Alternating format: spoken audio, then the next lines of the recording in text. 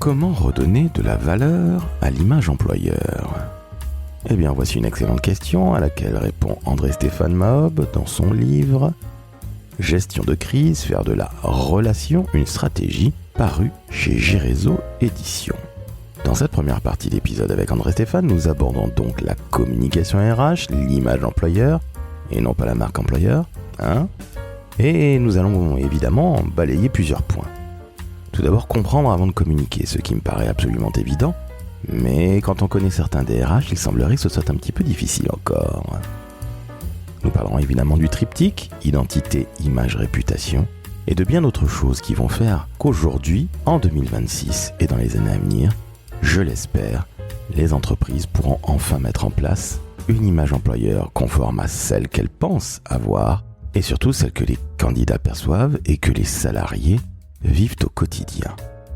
Évidemment, j'ai oublié de vous préciser qu'André-Stéphane était consultant en communication et que c'était l'un des plus jeunes auteurs qui ait écrit un livre sur la communication.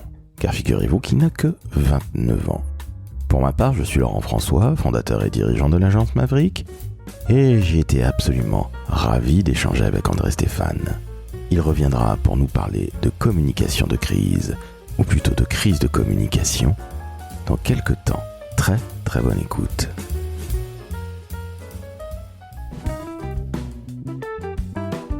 Le décodeur de la communication, un podcast de l'agence Maverick. Salut André-Stéphane. Salut Laurent. Comment ça va ? Très très bien, et toi-même ? Eh bien écoute, ça va très très bien. Ravi de t'accueillir dans le décodeur de la communication parce que en plus du fait qu'on se connaisse depuis quelques années maintenant, tu as écrit ton premier bouquin. Rappelle-moi à quel âge ? À 29 ans ? Exactement. Donc tu es un des plus jeunes à avoir écrit un livre. C'est un privilège, je pense. Donc oui, apparemment. Donc félicitations déjà pour l'écriture de ce premier livre. J'allais dire ce premier roman, pas du tout. Non, bien au contraire. Pour ce premier livre, à 29 ans, tu es un des plus jeunes écrivains sur la communication, si j'ai bien compris. Le premier ayant été à Saladari à 28 piges, donc juste une année avant toi. C'est vraiment passionnant ce que je dis là. Mais en tout cas, toutes mes félicitations. Alors André-Stéphane, justement, ce premier livre s'appelle « Gestion de crise, faire de la relation une stratégie ». Il est publié chez Gérézo Éditions. Il y a 8 chapitres. Quand est-ce qu'il est sorti ? Parce que moi, j'ai été à l'avant-première. Ça devait être peut-être en février ou en janvier. Quand est-ce qu'il est sorti pour le grand public ? Alors le livre, il est sorti pour le grand public exactement le 8 janvier. Et le 5 février, effectivement, on était à l'avant-première. D'accord, ok, très bien. Donc ça fait déjà quelques semaines qu'il est sorti. Il y a 8 chapitres que je vais citer. Alors je vais pas les citer dans l'ordre parce que nous on va s'appesantir sur 2 chapitres qui sont absolument essentiels pour moi. Alors, le manager 4.0, où il y a une préface de Fred Fougera, que l'on salue évidemment. Ah, salut Fred. Il y a ensuite veiller et trier sans cesse. Il y a quand les relations pressent, du verbe presser, donc ça aussi qui est important. À la bonne heure, le médiateur. Donc vous avez compris, chers auditrices et auditeurs, que les titres de chapitres sont des vrais titres. C'est pas juste les relations presse, PRE, 2SE. Non, c'est quand elles pressent, quand il faut aller vite. À la bonne heure, le médiateur, comme je le disais. Le REX, le retour d'expérience. Et puis ensuite, crise et intelligence collective. Et justement, il y en a 2 que je n'ai pas cités. En premier lieu, comment redonner de la valeur à l'image employeur. Et ensuite, on parlera évidemment de crise de com et com de crise. Alors, on rentre tout de suite dans le vif du sujet.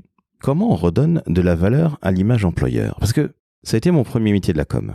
La fameuse marque employeur qui est un non-sens absolu. Mais comment redonner de la valeur à cette image qui finalement, pour beaucoup de candidats, n'existe pas nécessairement.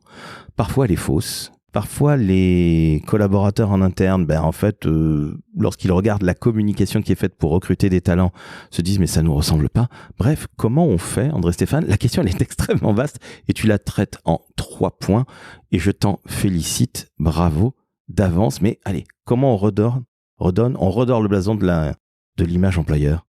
C'est une très bonne question parce qu'elle touche de plein fouet le cœur de l'activité de toute entreprise parce que sans ressources humaines, aucune entreprise ne peut tourner. Donc, on a besoin de faire travailler des gens, de faire vivre l'entreprise. Et donc, pour redonner de la valeur à l'image employeur, il faut a priori se demander, à mon sens, ce dont les gens ont besoin. C'est nécessaire pour pouvoir recruter de nouvelles personnes. C'est surtout nécessaire pour arriver à garder avec nous ceux qui sont déjà présents. Parce que, comme je le pointe dans le livre, aujourd'hui, nous sommes à une époque particulière où, justement, depuis la Covid, on a un revirement à 360 des nouvelles attentes des salariés auxquelles les entreprises françaises, européennes et même d'ailleurs doivent s'adapter. Et donc, ce serait d'abord d'identifier ce qui change aujourd'hui dans les attentes des salariés, dans leur comportement, dans leurs aspirations, et donc de voir en fonction de ces réalités internes ce qu'on peut mettre en place justement pour leur accorder le maximum qu'on puisse leur accorder, pour garder un intérêt auprès d'eux, pour ceux qui sont déjà au sein de l'entreprise, ne pas les perdre pour qu'ils s'éparpillent pas ou qu'ils aillent pas chez la concurrence, et derrière pour ceux qui souhaitent rejoindre un employeur, être de ceux-là qu'ils privilégieraient, donc qu'ils choisiraient tout simplement. Alors je suis d'accord avec toi sur ce principe-là, c'est du bon sens. Mais est-ce que tu penses que les entreprises, et ce de tout temps depuis les 25 dernières années, on va dire depuis l'année 2000 ou même la toute fin des années 90, où il y a eu un revirement, il y a eu une période, c'est à ce moment-là que j'ai commencé moi dans ce qu'on appelle la marque employeur à tort, la communication RH à l'époque chez Publicis, et il y avait justement aussi eu un revirement, c'est-à-dire que les années 90 avaient été très très difficiles avec le début de la guerre du Golfe en 91, donc l'économie s'était cassée la figure. Alors tu as bien vu, 30 ans après c'est à peu près la même chose. Puis fin des années 90, il y avait eu un rebond et le candidat était en position de force. Et dès cette période-là, donc il y a plus de 25 ans, quasiment 30 ans, il fallait déjà faire ce boulot-là. Mais est-ce que tu penses que 30 ans après, quasiment, est-ce que tu penses que les entreprises, justement, sont capables de, entre guillemets, donner aux collaborateurs, aux candidats, ce dont ils ont envie? On est à l'ère d'Internet, on est à l'ère de l'IA, on sait recueillir de la data, de la donnée. Est-ce que tu penses que les entreprises en sont capables malgré tout? Parce que, comme tu le dis très justement, il y a de nouvelles règles, il y a plusieurs typologies de collaborateurs, de collaboratrices, donc de candidats. Tu penses qu'elles en sont capables aujourd'hui en 2026 et dans les années à venir? Oui, je pense qu'elles en sont capables et qu'elles en ont même le devoir à bien y regarder, parce que sans ces collaborateurs, elles ne peuvent pas tourner. C'est aussi ça le plus gros enjeu business aujourd'hui, c'est-à-dire d'avoir les meilleurs, en tout cas en fonction des compétences qu'on recherche pour pouvoir satisfaire les clients et faire finalement tourner la boîte. Il faut aller chercher les meilleurs profils, chacun dans son domaine.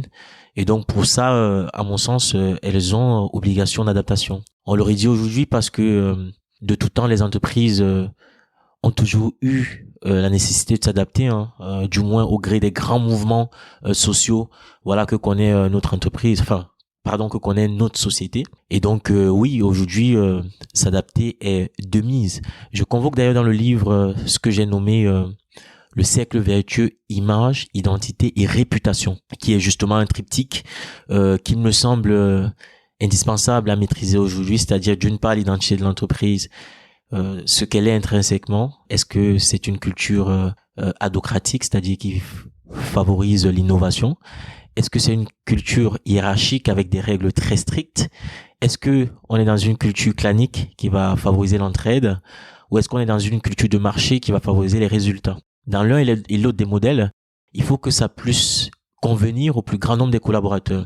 Au-delà de la culture d'entreprise, dans ce trio que j'appelle triptyque, on a l'identité.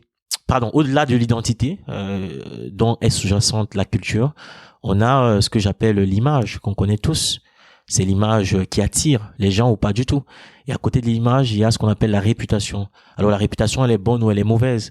Quand elle est bonne, évidemment qu'elle rassure. Alors, on a une dimension à 3 volets. D'une part, j'ai une réputation qui rassure les gens. Ensuite, je vais mettre en place des actions de communication qui va les attirer. Et derrière, quand ils me rejoignent, j'ai une identité qui doit être cohérente à cette image perçue de l'extérieur et finalement à cette réputation qui me précède. Et donc pour moi, le cœur du réacteur serait de maîtriser ces 3 dimensions-là qui permettent, à mon sens, aujourd'hui aux entreprises de pouvoir s'enticher des profils qu'elles souhaitent. Alors je suis d'accord. On appelait ça il y a 25 ans Attract, Keep, Retain. C'est exactement la même chose que ce que tu dis, à savoir image, identité et réputation employeur. La réputation permet de garder les gens. Et ça, c'est fondamental. Il faut les attirer, il faut faire de la communication. Moi, j'ai vu à maintes et maintes reprises des images d'employeurs qui étaient très belles, Et puis la réalité, quand tu rentres dans l'entreprise, malheureusement, c'est pas aussi beau, c'est pas aussi sexy. Ce qui fait que les gens s'en vont. Et quand tu les as quelque peu formés, quand tu as investi en eux, en fait, tout le monde est perdant dans cette histoire. Et c'est d'autant plus dur aujourd'hui, plus qu'il y a 25 ans quand j'ai commencé dans la communication RH, que tu le dis, d'emblée, il y a des nouvelles règles. À savoir qu'aujourd'hui, tu as 3 typologies de candidats et de salariés, de collaborateurs, à savoir les jeunes qui ont moins de 30 ans, qui représentent, 15%, c'est ça dans l'entreprise environ. Exactement, environ, oui. La grande partie, plus de 60%, c'est évidemment les 29-50 ans, qui sont plutôt aux commandes, si je dis pas de bêtises. Oui, les intermédiaires, sur des postes stratégiques plutôt. Plutôt sur des postes stratégiques, et ça se respecte parfaitement parce qu'ils ont évolué, soit dans l'entreprise, soit au sein de leur carrière. Et puis, il y a les seniors comme moi, qui ont plus de 50 piges, qui représentent environ 25%. Donc, grosso modo, c'est 15, 60, 25%. Quand tu sais que les jeunes aiment le sens, quand tu sais que les jeunes aiment retrouver des valeurs, quand tu sais que les seniors comme moi j'ai 53 ans, il y a 25 ans quand je cherchais du boulot et quand je suis rentré chez Publicis par le plus grand des hasards, je cherchais aussi des valeurs et je cherchais aussi du sens. Sauf qu'on n'osait pas le dire à mon époque. Aujourd'hui, c'est dit, et c'est ce que je trouve formidable dans les gens de ta génération, parce que tu es pile poil entre cette fameuse première partie de talent, parce que tu as 29 ans. Oh, mon Dieu, dans un an, tu seras vieux. Mais André Stéphane, c'est quand même d'autant plus compliqué. Pourtant, le contrat social de l'entreprise, il est beaucoup plus clair qu'auparavant. Comment elles font les boîtes pour le faire et est-ce qu'elles y arrivent ? Je vais te la faire très courte, je suis pas du tout convaincu qu'elles y arrivent. À mon avis, elles sortent beaucoup de pansements ou de porte-jartelles pour attirer, mais pour retenir les gens, je pense qu'il y a un peu personne. Peut-être que je suis très négatif. Qu'est-ce que tu en penses, toi ? Oui, je pense qu'aujourd'hui, il y a des entreprises qui arrivent. L'idée n'est pas de noircir complètement le tableau. Il y a incontestablement des entreprises qui font beaucoup d'efforts, quelle que soit leur taille, quels que soient leurs environnements, c'est-à-dire qui s'arrangent à avoir justement une culture d'entreprise, comme on le disait, c'est-à-dire une identité qui est conforme à leur réputation et finalement à leur image. Et donc, celles-là, elles vont mettre en place des mécanismes très concrets. Dans le livre, par exemple, Orange Business, qui a créé ce qu'on appelle le congé respiration, qui permet aux entreprises, aux collaborateurs qui ont une dizaine d'années d'expérience, de pouvoir justement bénéficier d'un repos durant lequel ils gagnent 70% de leur salaire et on leur permet de se consacrer à des projets professionnels, associatifs, etc.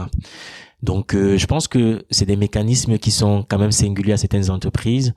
On aurait pu citer la start-up Alan, qui est une start-up française de la tech aussi, qui a une culture d'entreprise dite libérée, qui convient très bien à ses collaborateurs. Je le proclame pas comme modèle canonique, évidemment, mais le tout serait justement de pouvoir trouver la singularité qu'on peut dégager au sein du marché de l'emploi, qui va non seulement convenir aux objectifs d'entreprise, mais également convenir au type de salariés qu'on aimerait recruter, avec qui on voudrait cheminer. Alors ok, mais là tu viens de prendre 2 boîtes tech, évidemment l'opérateur français numéro 1 Orange, et tu viens de prendre Alan. Alors Alan c'est une tech mais dans les assurances, mais c'est de la tech avant tout. Je pense que dans ces entreprises-là, qu'elles soient quasi séculaires comme Orange ou très jeunes comme Alan, avec la réussite qu'on lui connaît, il y a, je pense, beaucoup de profils tech qu'on a toujours eu beaucoup de mal à recruter.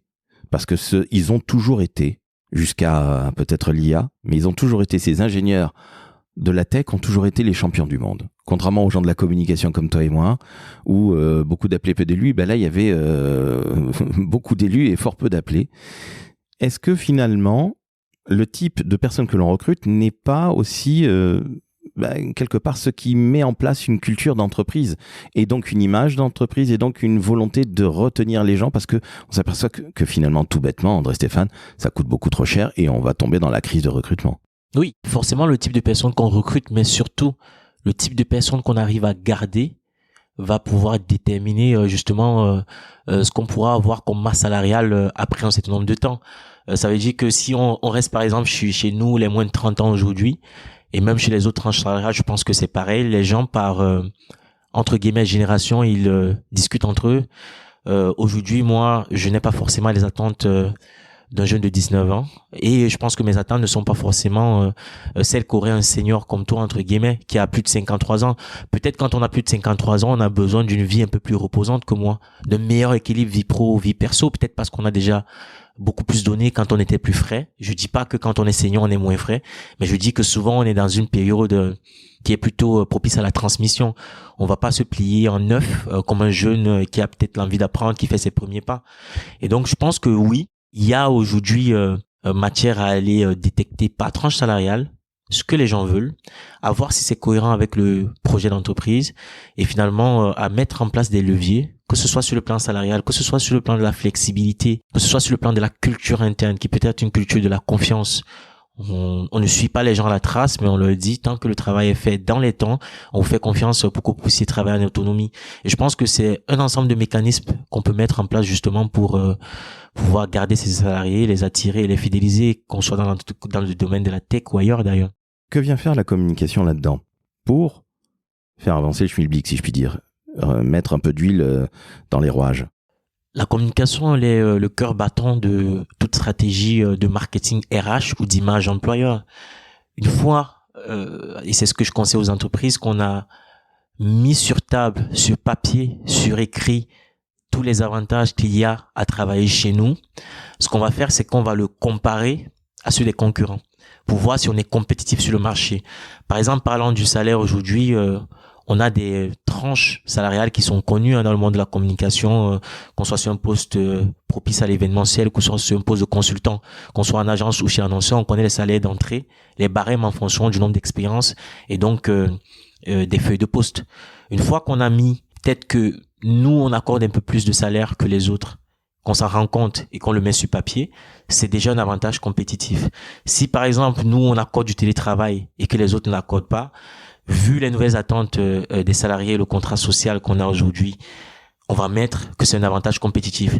Et donc, mon conseil est de lister ces différents avantages-là, de voir en quoi ils permettent à l'entreprise de se distinguer de ses concurrents. Et derrière, c'est la communication qui va servir à l'entreprise pour qu'elle puisse communiquer dessus, parce que si elle ne le fait pas, les gens ne le sauront jamais, c'est aussi simple que ça. Je suis d'accord avec toi, mais sauf que la réalité de ce que moi j'ai vu, alors c'était certes il y a encore très longtemps, j'en fais encore un peu de marque employeur. J'ai employé un terme à dessein pour que tout le monde comprenne, mais j'en fais encore un peu de marque employeur avec quelques très rares clients chez Maverick qui me le demandent. Et je m'aperçois, lorsque ce sont des recruteurs, donc des gens qui sont au contact des candidats et des talents, je m'aperçois qu'ils sont incapables de savoir ce qui fait la différence. Tu sais, cette fameuse promesse employeur, ils sont incapables de te dire autre chose qu'il y a du TT, donc du télétravail, il y a des tickets resto, il y a une bonne ambiance. J'exagère à peine, hein. Mais est-ce que tu ne crois pas justement que la communication, et là je parle du service, la direction de la com, ne doit pas, lorsqu'il y a campagne de marque employeur, on va employer le terme, allez voilà, est-ce que tu ne crois pas finalement que ça doit être piloté par la com, avec évidemment le soutien des RH qui sont les sachants? Mais je m'aperçois sincèrement qu'aujourd'hui encore, les recruteurs sont pas des bons communicants, tout simplement. Ah oui, et je suis complètement d'accord avec toi, Laurent, puisque ce n'est pas leur métier. Je me permets donc de citer Fred et de dire que la com est un métier. Donc si aujourd'hui la stratégie de marketing RH est portée par les ressources humaines, tout comme la direction financière va porter tout ce qui a trait aux finances, tout comme la direction tech va porter tout ce qui est trait au numérique, à la cybersécurité, etc. Il revient à la communication de porter justement la communication de toute l'entreprise. Et donc oui, la communication employeur, elle revient à la direction de la communication. Est-ce que tu penses que toutes les entreprises sont prêtes à ça? C'est une évidence, la communication employeur, mais ça commence par communication. C'est bien ce dont il s'agit. Mais est-ce que tu penses que toutes les boîtes, suffisamment staffées, on va pas prendre des TPE ou des PME, même des grosses, mais toutes les boîtes sont prêtes à justement donner, non pas un blanc-seing, mais en tout cas faire confiance à la communication pour qu'elle pilote cette partie qui est peut-être pas la plus reluisante pour un communicant, on va pas non plus se mentir, et pourtant elle est tellement fondamentale. Tu l'as dit en début d'interview, il n'y a pas de collaborateurs, on va pas très très loin. Tu le sais bien. Est-ce que tu penses que les entreprises sont prêtes à, j'allais dire faire confiance aux communicants pour recruter, pour aider à recruter, pardonne-moi? Oui, le besoin, moi Après, j'ai pas fait un sondage complet, mais le besoin, je le vois. Il se fait de plus en plus ressentir. D'ailleurs, il suffit de regarder certaines fiches de poste pour se rendre compte qu'aujourd'hui, on a besoin de gens pour la communication RH. Et ça, c'est très clairement affiché sur certaines fiches de poste. D'ailleurs, moi qui suis encore en école de communication avec cette casquette étudiante, je vois des copains se spécialiser en communication RH, donc en tout ce qui est engagement collaborateur, etc. Donc oui, aujourd'hui, il y a cette demande-là et je pense que nombre de dirigeants prennent de plus en plus conscience du rôle fondamental de la communication d'entreprise au service de leurs différentes directions. Et le cas échéant, la stratégie de marketing RH ou la stratégie d'attractivité de la boîte, à mon sens, ne peut être mieux incarnée que si elle est remise à la fonction communication, non seulement pour la piloter, mais surtout en amont pour pouvoir aider à l'angler, à la définir et finalement à la mettre en place de bout en bout. Donc je pense que c'est un travail conjoint à mener aujourd'hui et cela dépend de la vision qu'a aujourd'hui l'élite dirigeante. Donc de plus en plus, oui, effectivement, à mon sens, les dirigeants sont prêts à donner cela aux communicants. En 25 ans de métier, un peu plus, je n'ai jamais vu un seul DRH s'entendre avec un seul DIRCOM. À chaque fois que je dis ça, tous les gens me disent « mais non, pas du tout ». Quand je pose la question au DIRCOM, évidemment, dans le décodeur, mais non, pas du tout, on s'entend très bien. Sincèrement, je sais que la communication pour recruter, on va juste parler d'attirer, après on parlera de com interne, parce qu'elle a aussi sa place dans la com de crise et dans la crise de com. Mais à chaque fois, je les vois me dire non, on s'entend très bien, et en fait, la réalité du sport, c'est que je vois souvent des gens qui se tabassent et souvent la communication laisse tomber ce pan pas très reluisant. C'est pour ça que je suis très surpris quand tu me dis que tu as dans ton école, et on va parler évidemment de ton parcours parce que je vais aussi te demander quelques très bons conseils pour faire une belle carrière dans la communication. Mais très sincèrement, André Stéphane, à chaque fois je vois la com dire bon, je vais pas passer des heures là-dessus, on a plus important à faire.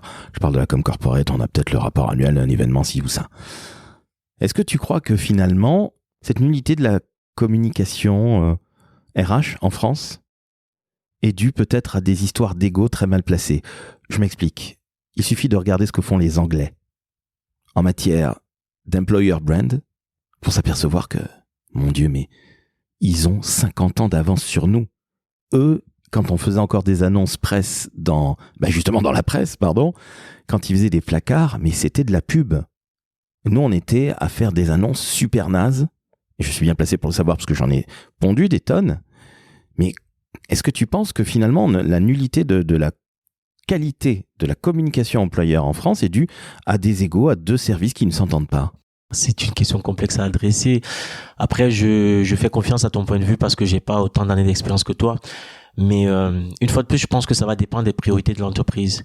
Quand une entreprise a à cœur de recruter, quand elle a besoin de recruter, je pense qu'elle fera tout son possible pour que ça puisse fonctionner. Et souvent, quand on a une direction de la communication, parce qu'aujourd'hui, il y a encore certaines entreprises qui ne l'ont pas du tout, ça aussi, il faut le dire.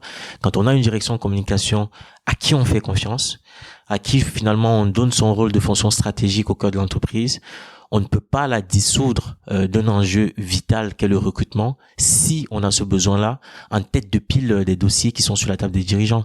Après, si nos besoins immédiats ou à moyen terme sont autres que le recrutement, évidemment qu'on peut laisser la communication des fois ne pas s'en charger si elle ne le veut pas.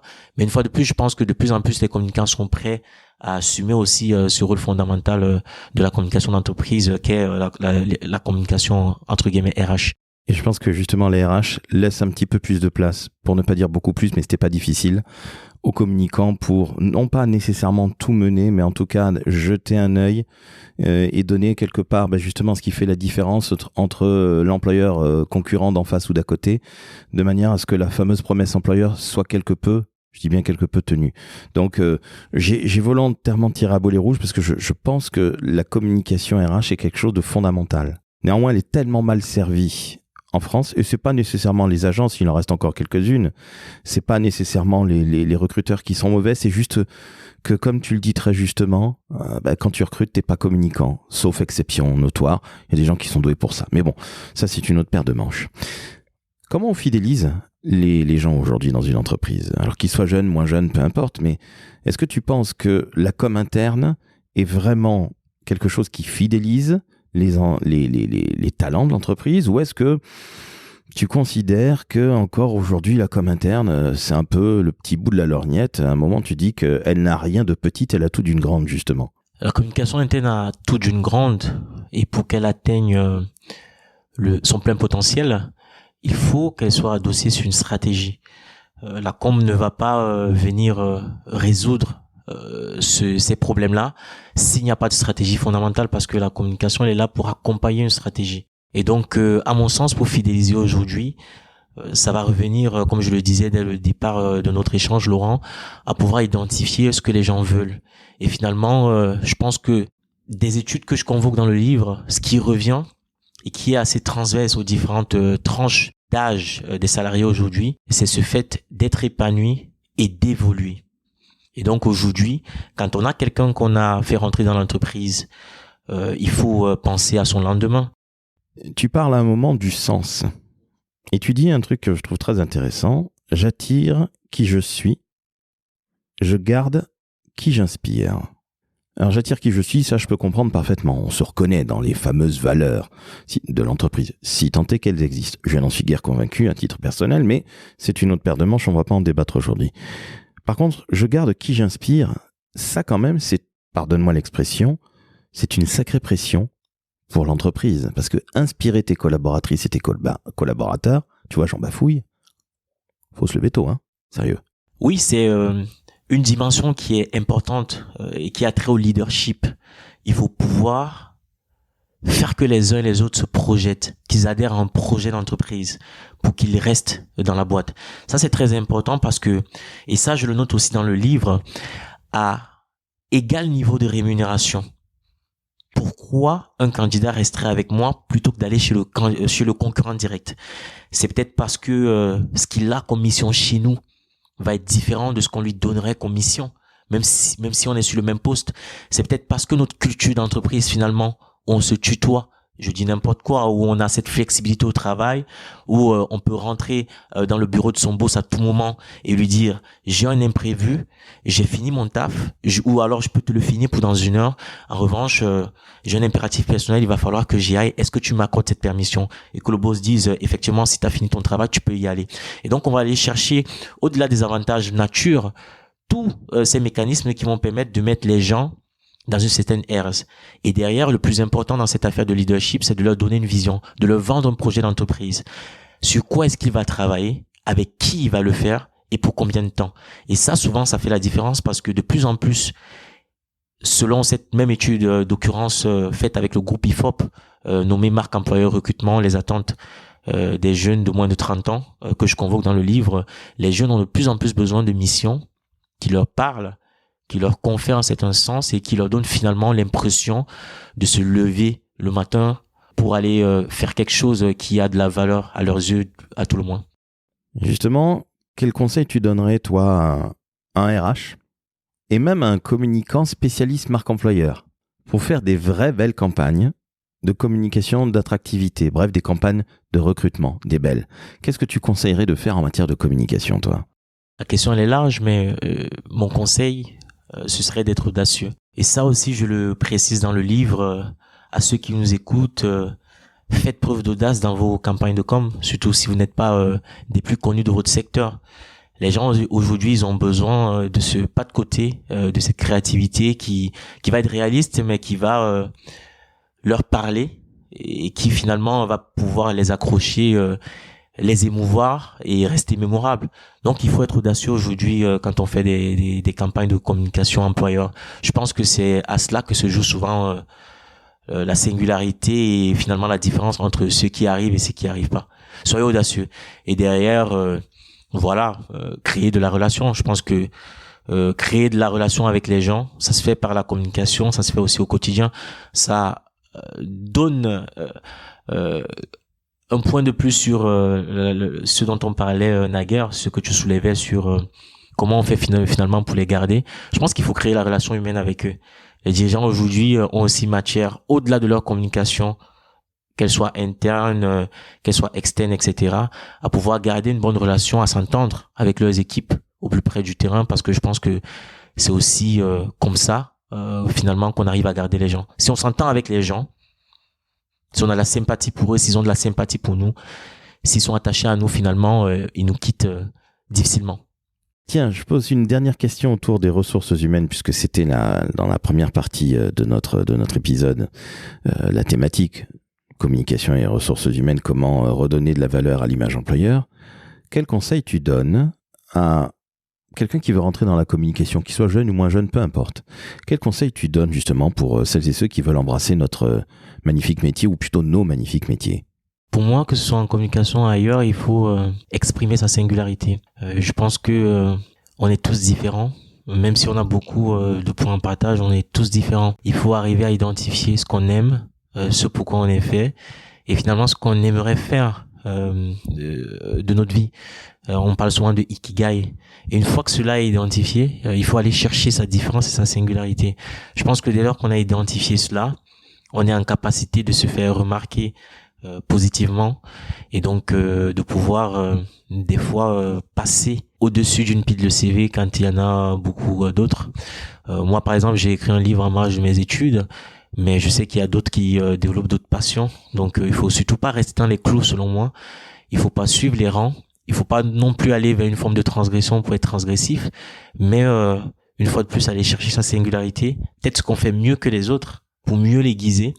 Et je pense que quand on en fait une force, derrière, ça nous permet de pouvoir accéder à certaines sphères qui sont réservées à une catégorie de personnes a priori, ou du moins à celles et ceux qui ont une compétence spécifique qui peut être rattachée justement à ce qui fait notre différence, notre singularité. Donc il faut identifier ce qu'on fait mieux que les autres et ce qui nous différencie des autres, et c'est ça qu'il faut pousser, c'est ça qu'il faut travailler pour moi. Mais c'est super dur. Trouver ce qui fait la diff, ce qui n'est pas nécessairement la diff à l'instant T, n'est pas la différence à l'instant T plus 1 d'ailleurs. On évolue dans nos vies, mais tu es d'accord avec moi, André Stéphane, que même si tu as 100 fois raison, c'est difficile pour tout un chacun de trouver ce qui fait vraiment la différence chez lui ou chez elle. Alors je serais pas forcément d'accord avec toi, Laurent. Alors moi je parle de mon expérience. Après, je suis en contact avec des jeunes, que ce soit en France, que ce soit en Afrique, surtout depuis l'apparition du livre. Hein, j'échange en moyenne avec, sans prétention, 8 à 10 personnes par jour. Et donc, je pense que se connaître soi-même est la base de tout. Il suffit pour ça de bien regarder dans son quotidien. Moi, pour en revenir à mon expérience, et je sais que peut-être ça parlera à certains, je me suis rendu compte que à chaque fois, on me disait que j'avais une belle plume. Je me suis rendu compte que dans mes activités quotidiennes, lire était parmi les plus fondamentales. Et ça, c'est depuis que je suis tout petit. Et tu sais ce qu'on dit, Laurent, les plus grands lecteurs, les lecteurs voraces, sont aussi souvent les plus grands écrivains. Et donc, moi, j'ai pu identifier ma singularité comme ça. On me disait, tu écris très bien. On me disait, tu lis beaucoup. Et je me suis dit, tiens, si les gens pensent que j'écris très bien, c'est pas parce que les autres n'écrivent pas bien, mais c'est peut-être parce qu'il y a une singularité chez moi. Et donc, je vais peut-être aller le travailler. Et si je le pousse très loin, ça peut donner quoi? C'est aussi ça qui a accompagné cette idée de projet de livre. Il y en a qui vont très bien être à l'aise sur des outils de création graphique. Et dans le monde de la communication aujourd'hui, même à l'époque de l'IA, savoir se jouer de ces logiciels-là n'est pas une compétence commune à tout le monde. Parce que souvent, quand on sait faire quelque chose, on se dit que tout le monde a cette spontanéité-là, ou que non. C'est d'ailleurs pour ça que il y a des spécialités dans la com, il y a des graphistes, il y aura des spécialistes des relations presse, il y aura des spécialistes de l'événementiel, peut-être parce qu'ils ont ce soft touch humain. Et donc pour moi, il faut regarder dans les petites choses du quotidien qui nous définissent ce qu'on aime faire et pouvoir derrière le rattacher à notre métier, le pousser, l'optimiser, l'aiguiser au mieux et se demander où est-ce que ça peut nous mener, quel projet ça peut permettre de faire éclore. Et donc, oui, je pense que c'est la singularité qui permet de se différencier ailleurs et surtout dans le milieu de la communication où on est de plus en plus nombreux. Eh ben, écoute, je te remercie pour tous ces excellents conseils. C'est la fin de cette première partie en ta compagnie, cher André Stéphane. On se retrouve très vite. Alors, vous notez 5 étoiles sur Apple et sur Spotify. Et surtout, on vous dit ciao, ciao.